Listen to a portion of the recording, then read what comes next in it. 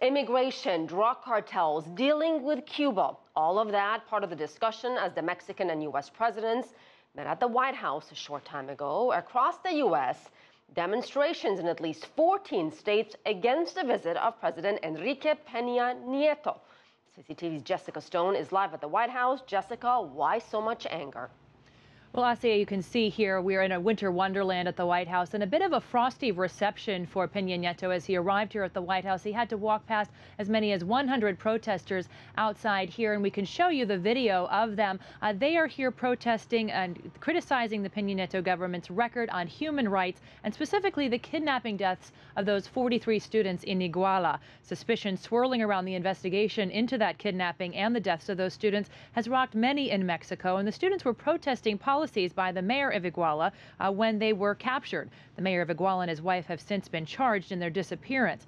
Now, Peña Nieto did not defend his administration's policies during his public remarks in the Oval Office earlier today, instead letting the U.S. president do so.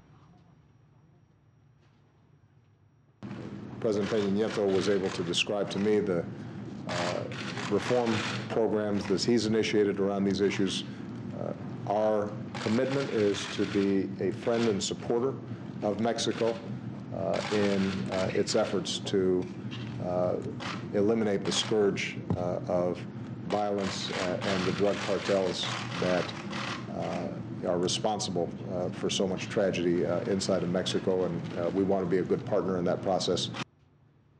Now, Peña Nieto also called Obama's executive order deferring the deportations of some 5 million undocumented workers in the United States, quote, an act of justice. Mexican consulates will be a key part of communicating the necessary information to citizens in Mexico and the families of those in Mexico about how to participate or whether people are eligible to participate in that executive order.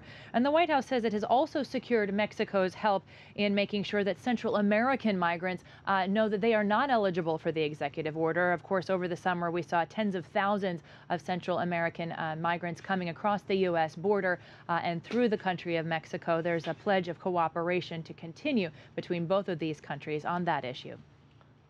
Jessica, the two presidents also talked about Cuba. So how does President Peña Nieto feel about President Obama's decision to normalize relations with the island nation? Pretty strongly. I'm quoting him now. He called it audacious, an audacious decision by the U.S. president, and offered his help to execute that normalization of relations. And of course, U.S. President Barack Obama has now said that he will be going to the Summit of the Americas this April, where Cuba will also be present, but he expects that he will try to get on the agenda human rights and democracy as well. All right, Jessica Stone live at the White House.